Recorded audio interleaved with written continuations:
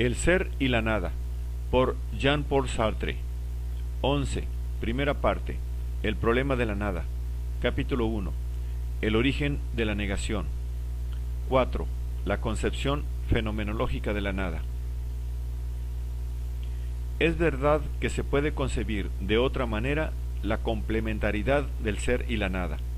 Se puede ver en uno y en otra dos componentes igualmente necesarios de lo real, pero sin hacer pasar el ser a la nada, como Hegel, ni insistir, como nosotros intentábamos, sobre la posteridad de la nada. Al contrario, se pondrá el acento sobre las fuerzas recíprocas de expulsión que el ser y el no ser ejercerían mutuamente, y lo real sería, en cierto modo, la tensión resultante de esas fuerzas antagónicas.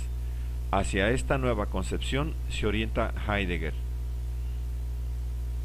No lleva mucho tiempo advertir el progreso que su teoría de la nada representa con respecto a la de Hegel.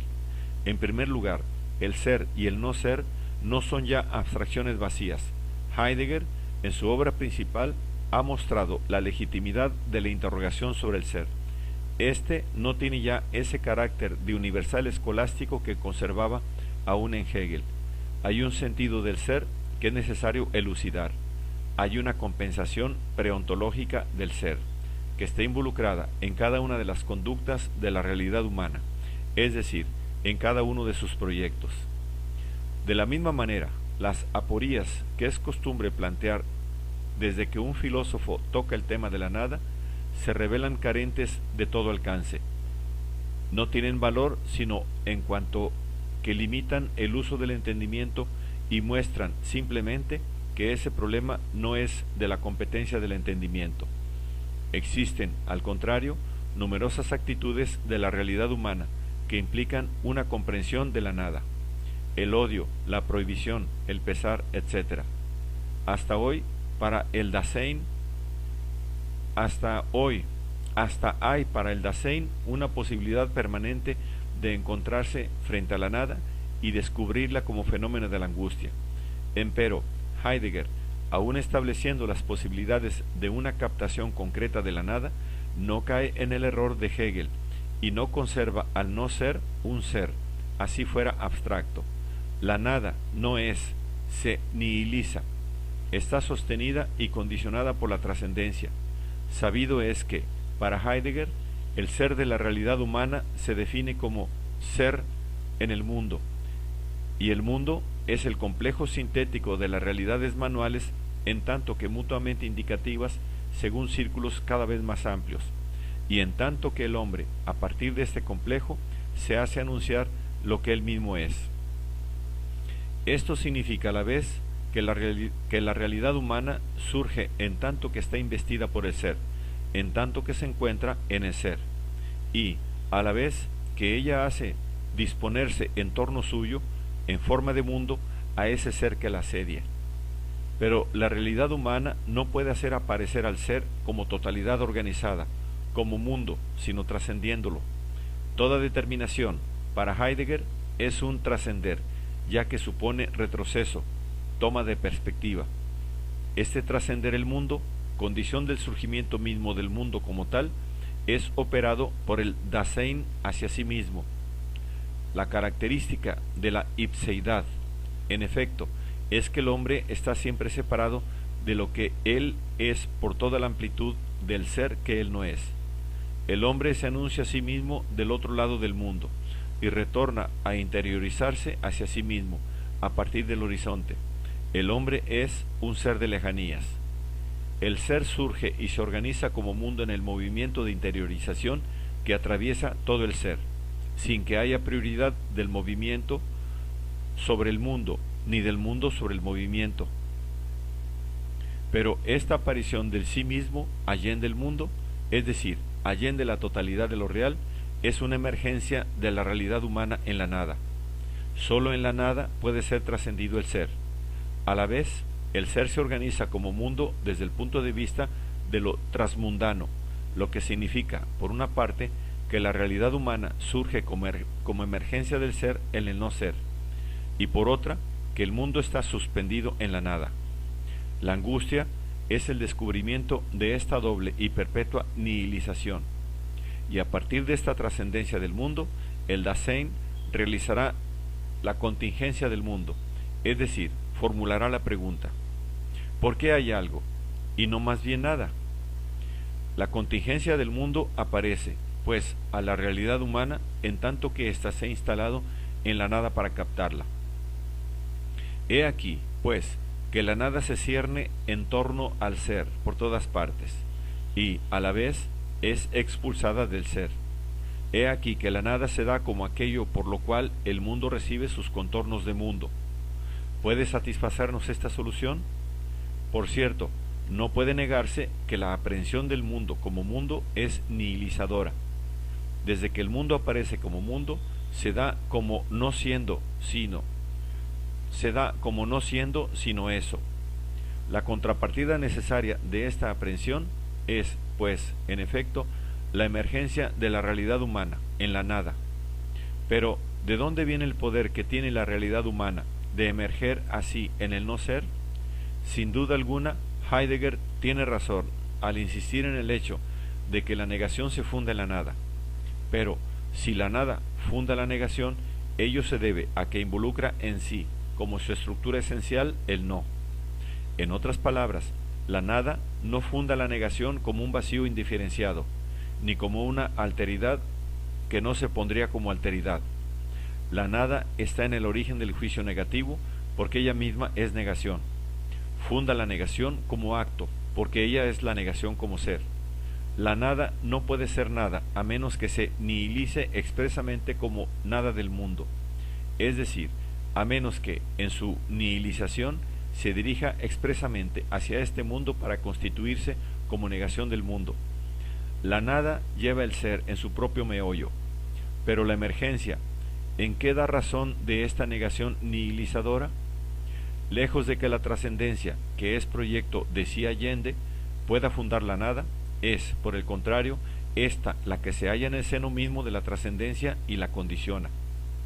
Pero la característica de la filosofía heideggeriana es la utilización, para describir el Dasein, de términos positivos, todos los cuales enmascaran negaciones implícitas.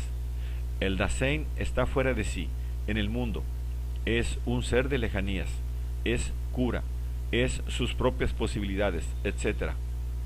Todo lo cual viene a decir que el Dasein no es en sí, que no está a una proximidad inmediata de sí mismo y que trasciende el mundo en cuanto se pone a sí mismo como no siendo en sí y como no siendo el mundo. En este sentido, Hegel tiene razón contra Heidegger cuando declara que el espíritu es lo negativo, solo que se les puede plantear al uno y al otro la misma cuestión en forma apenas diferente. Hay que decirle a Hegel: no basta poner al espíritu como la mediación y lo negativo, debe mostrarse la negatividad como estructura del ser del espíritu. ¿Qué debe ser el espíritu para poder constituirse como negativo? Y puede preguntarse a Heidegger: si la negación es la estructura primera de la trascendencia, ¿qué debe ser la estructura primera de la realidad humana para que ésta pueda trascender el mundo? En ambos casos se nos muestra una actividad negadora, sin preocuparse por fundar esta actividad en un ser negativo.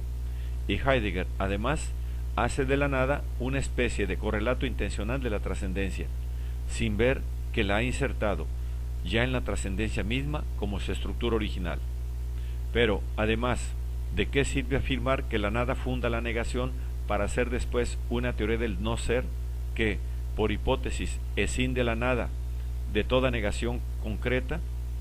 Si emerjo en la nada allende el mundo, ¿cómo puede esa nada extramundana fundar estas pequeñas lagunas de no ser que a cada instante encontramos en el seno del ser? Digo que Pedro no está ahí, que no tengo más dinero, etc. Realmente es necesario trascender el mundo hacia la nada y retornar luego hasta el ser para fundar esos juicios cotidianos.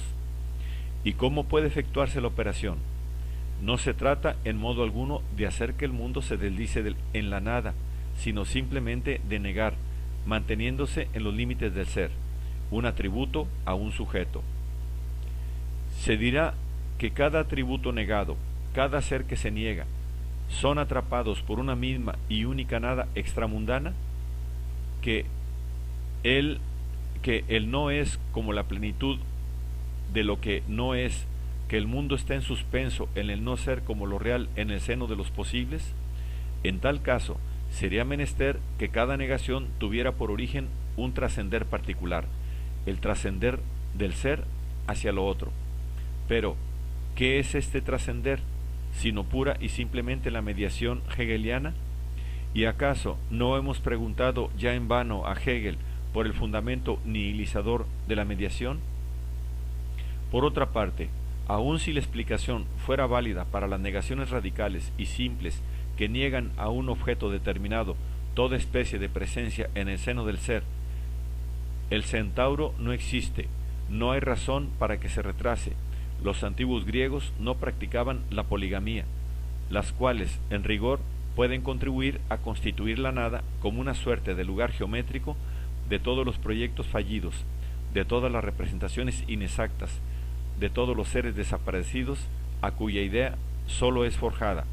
Tal interpretación del no ser no sería válida ya para cierto tipo de realidades, a decir verdad, las más frecuentes, que incluyen en su propio ser al no ser. En efecto, ¿cómo admitir que una parte de ellas esté en el universo y otra enteramente fuera, en la nada extramundana? Tomemos, por ejemplo, la noción de distancia, que condiciona la determinación de un sitio, la localización de un punto. Es fácil ver que esa noción posee un momento negativo.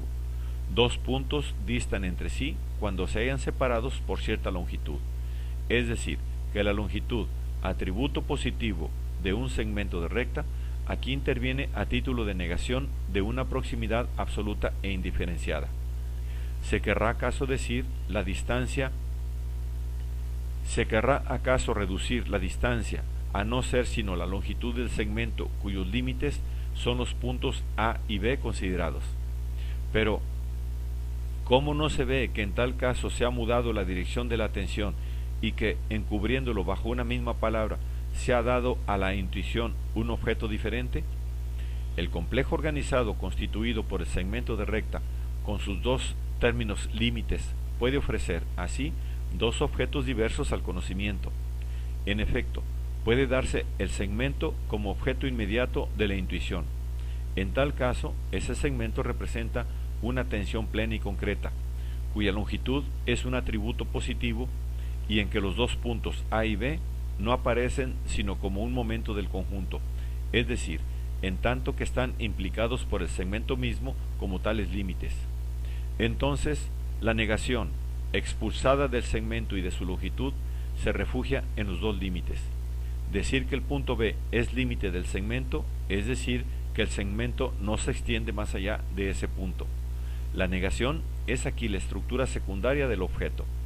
Al contrario, si la atención se dirige a los puntos A y B, estos se destacan como objetos inmediatos de la intuición sobre un fondo de espacio. El segmento se desvanece como objeto pleno y concreto, se lo capta a partir de los dos puntos, como el vacío, lo negativo que los separa. La negación escapa de los puntos, que dejan de ser límites para impregnar la longitud misma del segmento, a título de distancia. Así, la forma total constituida por el segmento y sus dos términos con la negación infraestructural es susceptible de dejarse captar de dos maneras.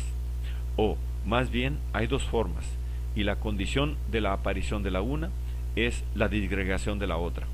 Exactamente como, en la percepción, se constituye tal objeto como forma rechazando tal otro objeto hasta reducirlo a fondo, y recíprocamente. En ambos casos encontramos la misma cantidad de negación, que se traslada ora a la noción de límites, ora a la noción de distancia, pero que en ningún caso puede suprimirse. Se dirá que la idea de distancia es psicológica y que designa simplemente la extensión que es necesario franquear para ir del punto A al punto B. Responderemos que la misma negación está incluida en ese franquear, ya que esta noción justamente expresa la resistencia pasiva del alejamiento. Admitiremos decir que surge en el mundo como lo que a la vez crea y hace desvanecer las distancias. pero tal desalejamiento, aun siendo condición necesaria para que haya en general alejamiento, involucra en sí mismo el alejamiento como la estructura negativa que ha de superarse. Vano será intentar reducir la distancia al simple resultado de una medida. En el curso de la precedente descripción ha aparecido el hecho de que los dos puntos y el segmento comprendido entre ambos tienen la unidad indisoluble de lo que llaman los alemanes una Gestalt. La negación es el cimiento que realiza esa unidad. Define precisamente la relación inmediata que pone en conexión esos dos puntos y que los presenta a la intuición como la unidad indisoluble de la distancia. Solamente se encubrirá la negación si se pretende reducir la distancia a la medida de una longitud, pues es aquella la razón de ser de esta medida. Lo que acabamos de mostrar por el examen de la distancia, habríamos podido hacerlo ver igualmente describiendo realidades como la ausencia, la alteración, la alteridad, la repulsión, el pesar, la distracción, etc. Existe una cantidad infinita de realidades que no son sólo objetos de juicio, sino experimentadas, combatidas, temidas, etc., por el ser humano y que con su infraestructura están habitadas por la negación, como por una condición necesaria de su existencia. Las llamaremos negatidades. Kant había entrevisto su alcance cuando hablaba de conceptos limitativos, inmortalidad del alma, especies de síntesis como lo negativo y lo positivo, en que la negación es condición de positividad.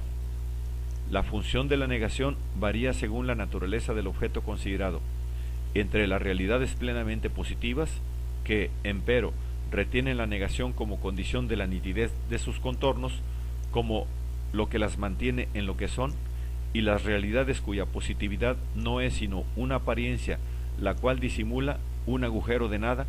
Todos los intermediarios son posibles.